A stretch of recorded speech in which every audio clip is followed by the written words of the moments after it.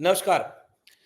तो चुनाव के बीच में प्रधानमंत्री नरेंद्र मोदी, जिन्होंने पिछले 10 साल में प्रधानमंत्री रहते हुए आजाद भारत में पहली बार एक भी प्रेस कॉन्फ्रेंस नहीं की, निजी तौर पर पत्रकारों को इंटरव्यू दे रहे हैं।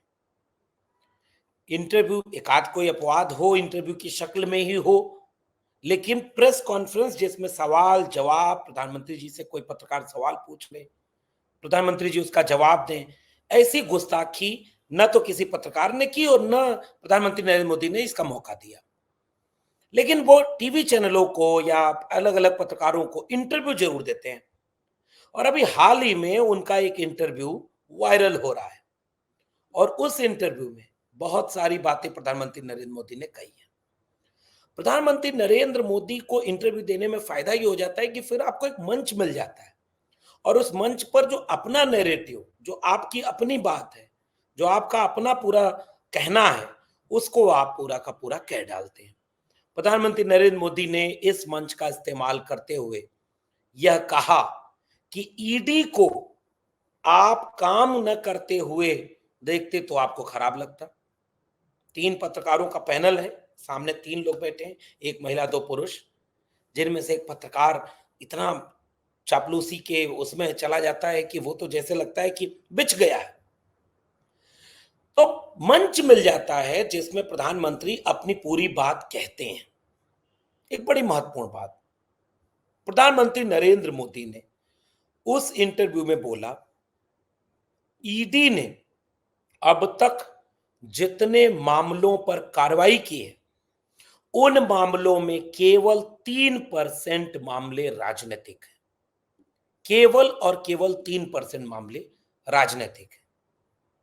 और इसमें इन्होंने कहा कि 2014 के बाद से ईडी ने कुल 7,000 छापे मारे। प्रधानमंत्री नरेंद्र मोदी जी कह रहे हैं कि ईडी ने कुल 7,000 छापे मारे, 5,000 केस दर्ज किए। इनमें नेताओं के खिलाफ सिर्फ 3% है, फिर भी विपक्ष को तकलीफ होती है। प्रधानमंत्री नरेंद्र मोदी का एक बड़ा प्यारा सा भाषण कि कुल केवल 3% राजनीतिक लोगों को ईडी ने इसमें छापे मारे। अब इसका दूसरा पक्ष जो है, प्रधानमंत्री नरेंद्र मोदी जी अपने इंटरव्यू में नहीं बताते हैं।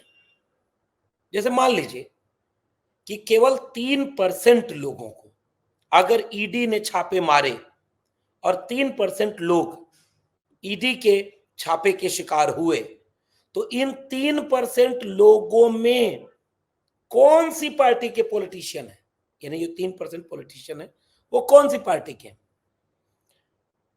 इस बात को पद्माक्षी शर्मा ने 24 मार्च 2023 को एक लेख के जरिए बताया। लाइव लॉ इंडिया इस वेबसाइट पर यह आर्टिकल भी आया कि इन्फोर्समेंट डायरेक्टोरेट ने, यानी ईडी ने 95% of political leaders investigated by CBI and ED are opposition leader, non BJP parties tell Supreme Court. Supreme Court को इन पार्टियों ने यह बताया कि जितने भी राजनीतिक लोग हैं, इन लोगों में से जितनी राजनीतिक कार्रवाई हुई है, 95% नेता जो ईडी की कार्रवाई के शिकार हुए हैं, वे लोग कौन लोग हैं? विपक्षी दलों के नेता हैं। यह बात खुद उन्होंने, प्रधानमंत्री नरेंद्र मोदी ने नहीं बताई। अब इससे एक विमर्श पैदा होता है कि प्रधानमंत्री नरेंद्र मोदी जी जब भ्रष्टाचार का बात लगाते हैं, चुनावी रैलियों में बड़े बड़े भाषण दे रहे हैं कि भ्रष्टाचार, सारे भ्रष्टाचारी एक हो गए। शुरू की पहली मेरठ की रैली से प्रधानमंत्री नरेंद्र मोदी हमलावर हुए भ्रष्टाचार पर। कब हमलावर हुए? जब इलेक्टोरल बॉन्ड की लूट पकड़ में आ गई, तब से झूठ का कारोबार और तेज हो गया। इलेक्टोरल बॉन्ड ने यह झूठ पकड़ लिया कि कितने लोग जो जो चंदा की चोरी है वो कितने लोगों में हो रही है। अब एक चीज और समझने वाली है, पहले आते हैं ईडी इलेक्टोरल बॉन्ड पर आते हैं, लेकिन अब यहां एक सवाल जो सबसे महत्वपूर्ण सवाल है। आदरणीय प्रधानमंत्री जी ने कहा कि केवल 3% राजनीतिक लोगों पर ईडी की कार्रवाई हुई। विपक्ष के नेताओं ने कहा कि इन 3% लोगों में 95% से ज्यादा नेता केवल और केवल विपक्षी दलों के क्यों हैं, बीजेपी के नेताओं पर कोई कार्रवाई क्यों नहीं हुई।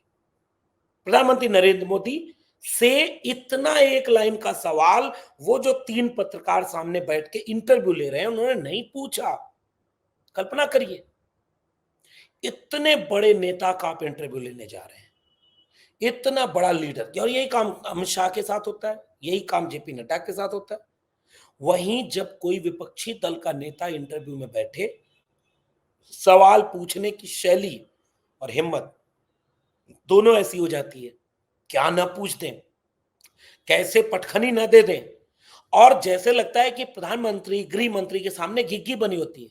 चलो भाई, एक सम्मान होता है, प्रधानमंत्री का सम्मान हम भी करते हैं, लेकिन तर्क व तथ्य पर सवाल तो पूछ सकते हैं, जो आपका काम है। आप पत्रकार हैं, आपको तैयारी करके जानी थी। अगर आपने ईडी पर सवाल पूछा तो आपको इसके काउंटर क्वेश्चन भी तैयार करके जाने थे कि जब प्रधानमंत्री नरेंद्र मोदी यह बात बोलेंगे कि केवल 3% लोग पॉलिटिकल हैं जिन पर यह कार्रवाई हुई है, तो आपको एक काउंटर क्वेश्चन तैयार रखना चाहिए था कि उन पॉलिटिकल पार्टीज में, उन पॉलिटिकल लोगों में से विपक्ष आरोप लगाता है कि 95% केवल अपोजिशन के लोग हैं। आपने एक सवाल नहीं पूछा।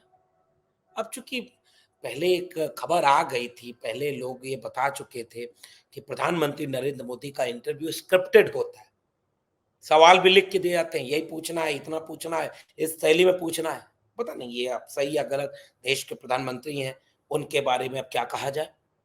लेकिन उससे आगे बढ़िए, विपक्ष ने फिर एक और सवाल पूछा, जितने लोग ईडी के मुकदमे में विपक्ष में रहते हुए पकड़े गए, ईडी ने चार्जशीट डाली, ईडी ने कार्रवाई की, ईडी ने जब्ती की, ईडी ने उनको बुलाया, उनके केस को आगे बढ़ाया, उनमें से अधिकांश नेता, जैसे 25 बड़े नेताओं का नाम विपक्षी दल वाले लेते हैं जिन पर ईडी बड़ी कार्रवाई कर रहे थे, और वो 25 विपक्षी दल में रहने वाले नेता जब बीजेपी ज्वाइन कर लेते हैं तो 25 में से 23 के मामले एकदम ठंडे बस्ते में चले जाते हैं।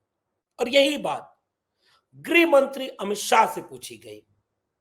गृह मंत्री अमित शाह ने इसका जवाब दिया, भाई ईडी को हम थोड़ी बताएंगे, ईडी स्वायत्त संस्था है, आप क्या चाहते हैं ईडी को हम चलाएं? अरे साहब, आप चलाते हैं। जैसे हेमंता बिस्व शर्मा 2015 तक ईडी के गिरफ्त में, उनके आरोप, उनके ऊपर सवाल, उनके ऊपर जांच, और जब से बीजेपी में गए, असम के मुख्यमंत्री हैं, नॉर्थ ईस्ट के पूरे आपके झंडा बरदार हुए पड़े हैं, कोई मामला आप एक कदम आगे नहीं बढ़ा। ये संयोग है या प्रयोग है? आदरणीय प्रधानमंत्री जी और आदरणीय गृह मंत्री जी, देश जानना चाहता है, देश जानना चाहता है। आदरणीय प्रधानमंत्री जी, जिस अजीत पवार के लिए आपने कहा था जेल में जाएंगे, चक्की पीसिंग, चक्की पीसिंग, चक्की पीसिंग, बीजेपी जाएंगे, मलाई खाएंगे, मलाई खाएंगे। देश की जनता को आप मूर्ख समझना बंद कर दीजिए, ये खुद प्रधानमंत्री नरेंद्र मोदी जी कहते हैं। इसलिए इस बात को कौन जवाब देगा? नारायण राणे, शुभेंदु अधिकारी, मुकुल रॉय, अजीत पवार, उसके बाद बड़े बड़े नेता, जितने लोग ईडी, सीबीआई, सबका आरोप जिनके ऊपर लगा, और बीजेपी में जाते ही सबके मामले बंद हो गए। क्या भारत के नागरिक ये नहीं कहेंगे कि ईडी मैनिपुलेटेड है? और बीजेपी ज्वाइन करो, चाहे वो ममता बनर्जी हो, चाहे कांग्रेस पार्टी हो, चाहे समाजवादी पार्टी हो, जितनी भी विपक्षी दल के लोग हैं, जब तक वो यहां हैं तब तक वो अपराधी हैं, भ्रष्टाचारी हैं, परिवारवादी हैं। और जैसे ही बीजेपी में चले जाए तो वॉशिंग मशीन में से धुल के निकल आते हैं। सारे पाप माफ, अब ईडी आपके घर नहीं जाएगी। छोटे से छोटा चुनाव हो तो चुनाव के बीच में ईडी छापा मारती है। छत्तीसगढ़ का चुनाव याद है? प्रधान मुख्यमंत्री भूपेश बघेल और उनके कई नेताओं के ऊपर धुआंधार घंटों ईडी की जांच। चुनाव खत्म, तब से ईडी गई नहीं वहां। अगला चुनाव जहां होगा ईडी वहां जाएगी। क्या ये संयोग है या प्रयोग है? गृह मंत्री जी, आदरणीय प्रधानमंत्री जी, आपने पत्रकारों को यह जवाब क्यों नहीं दिया कि जैसे ही कोई नेता ईडी का शिकार हुआ नेता, घोटालेबाज नेता, भ्रष्टाचारी नेता, सो कॉल्ड, क्योंकि आप ही यही कहते हैं बार बार, और जैसे ही बीजेपी ज्वाइन कर लेता है उस पर सारी कार्रवाई बंद हो जाती है और गृह मंत्री जी कहते हैं कि हम नहीं ईडी को बोलते। इसका मतलब ईडी में आपने वैसे अधिकारी ऑलरेडी नियुक्त कर दिए क्या जिनको पता है कि बीजेपी के बोलने की भी जरूरत नहीं। जहां चुनाव वहां पहले ईडी, चुनाव खत्म ईडी वापस। जहां विपक्षी दल का नेता कुछ कर रहा हो ईडी, वो बीजेपी ज्वाइन कर ले ईडी वापस। या तो आपने पहले सिस्टम बना दिया, एक बार में ही ऐसा अधिकारी वहां बैठा दो कि उसको रोज रोज इंस्ट्रक्शन देना न पड़ जाए, समझ में उसे आ जाए कि बीजेपी जो जैसा चाहती, जिसमें फायदा हो वो काम ईडी करती रहे।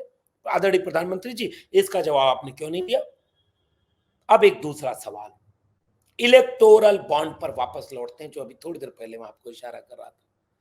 इलेक्टोरल बॉन्ड की चोरी, देश की अब तक की सबसे बड़ी चोरी, इस पे भी जब सवाल पूछा गया तो प्रधानमंत्री नरेंद्र मोदी इतना बचपना वाला जवाब दे गए कि जब इलेक्टोरल बॉन्ड नहीं था तो चोरी पकड़ में नहीं आती थी।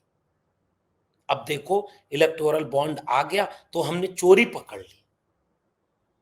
चोरी पर नहीं बात हो रही, बात यह है कि आपने चोरी छिपाने के लिए किया था और आपके कहने से यह पकड़ में भी नहीं आई।